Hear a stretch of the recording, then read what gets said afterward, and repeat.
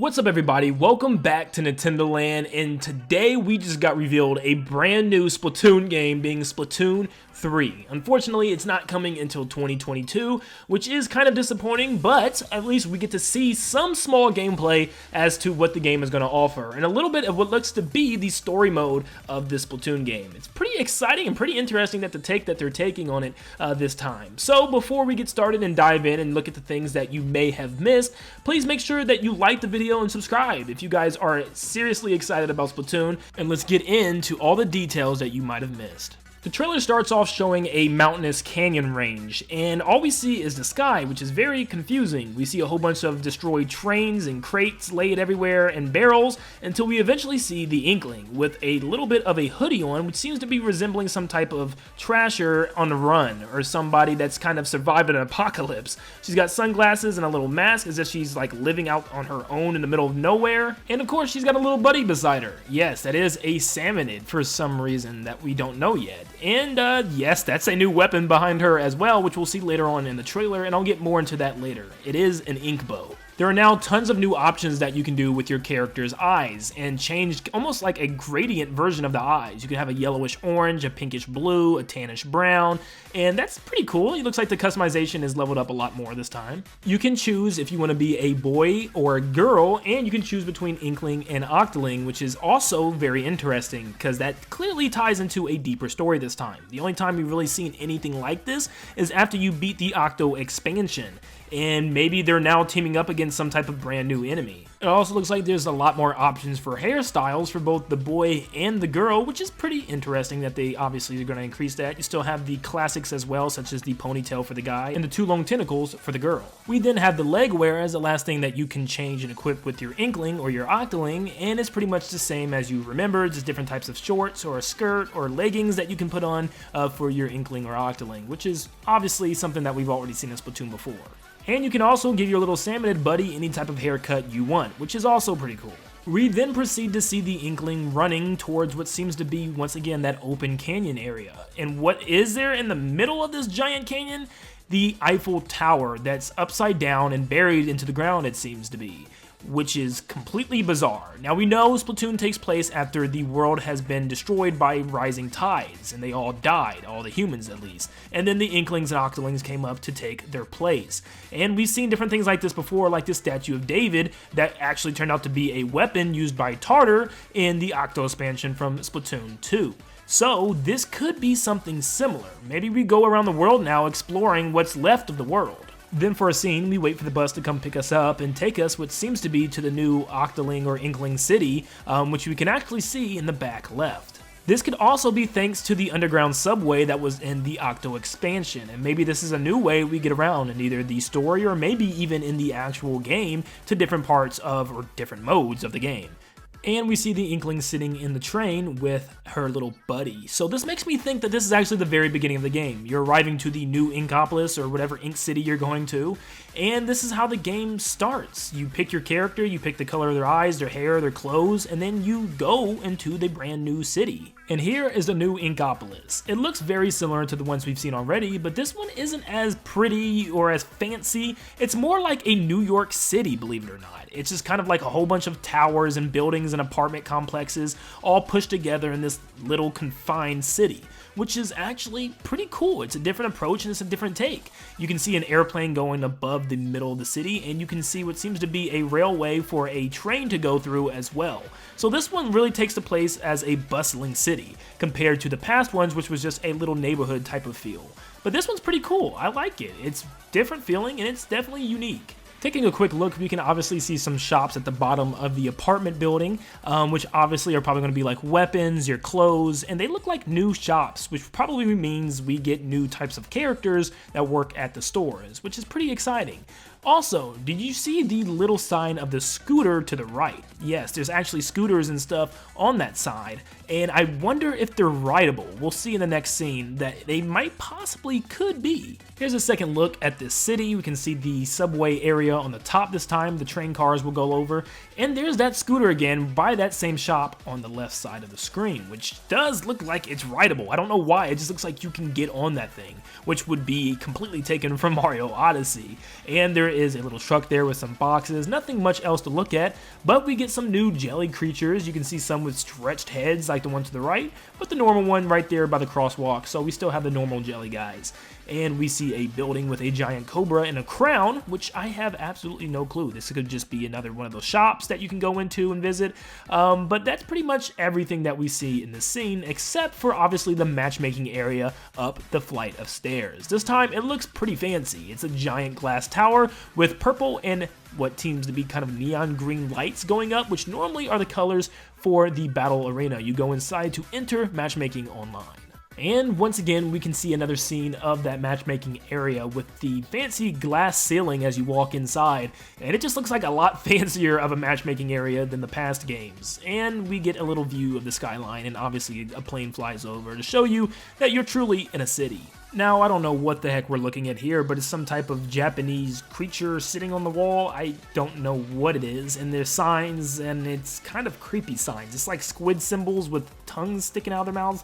I don't know what's going on here, but it looks like to be another store that you can enter and probably get some gear or whatever. But yeah, it does look like it's not only just like a New York inspired city, but it also takes inspiration from other areas around the world. For instance, this looks like it's also a Japanese inspired city as well, like Tokyo. I also still don't understand why this city is taking place in the middle of a desert. Why is the Eiffel Tower in a desert?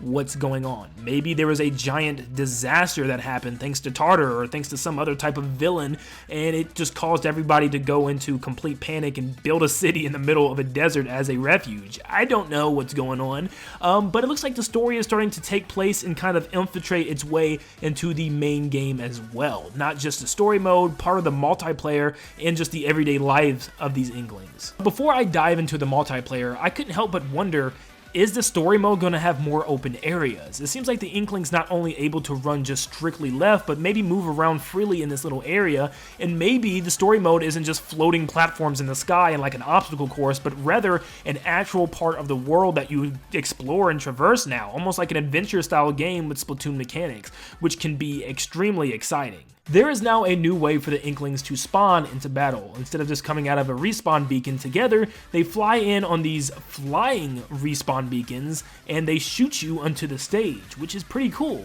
Maybe you get your own little animation, you get to customize your character as one is actually hanging from his instead of just standing. So maybe we'll actually have the option to customize our entrance and do some cool things with that. And maybe you can unlock new emotes or customizations when you enter a battle, which could be a lot of fun. But first, let's talk about what these weapons are that the Inklings are holding. Besides the Ink Bow, which we'll get to in a second, we have the E-Liter Charger, which is a very heavy sniper rifle within Splatoon. That's also returning from Splatoon 1 and 2. But this one looks a little bit different with a better looking scope, which might even go further than normal.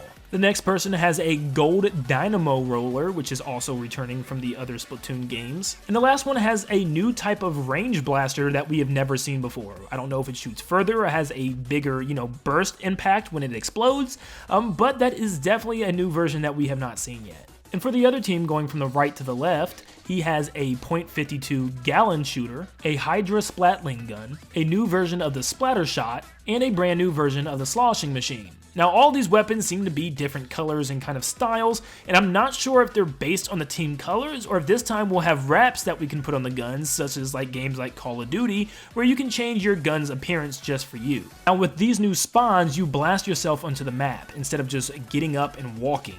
You actually blast into a location that you want to go. And I don't know how much freedom that arrow allows you to move, like where you can move to or where you can land or how far you can go out, but you can have some type of new strategy with going in potentially. If the map is really big in the beginning, maybe you have 2 people go to the left and 2 people go to the right off the rip, which could work for some cool strategy plays. We then get to see the Ink Longbow in action, and I could not wait for this. Let me tell you, from the very beginning of this game, I could not wait for an ink bow, and we finally have one. Instead of shooting an ink arrow, it shoots 3 vertical ink lines at your opponent, and even works like a charger and lights up like one as well, which is pretty interesting. It shoots out of the 3 pumps at the end of the bow and could hit pretty hard. But the question is, what is the difference between this and a charger in the case of Splatoon? It's really hard to say. Obviously, there's not going to be a scope, so it might be more of a sight of eye thing, and it could be just extremely powerful if you land a direct attack. Now this scene might actually go by unnoticed because I myself didn't even recognize it. This is a flip scene from the guy with the ink bow,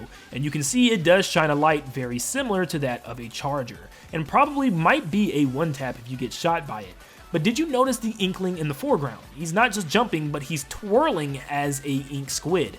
This was never a possibility, and maybe this is a new way to get around as a squid. This same twirl can be used as the Kraken special ability in Splatoon 1, but now you can use it as a regular squid. This might allow you to move a lot faster, get through areas a lot quicker, and even dodge enemy attacks a lot better.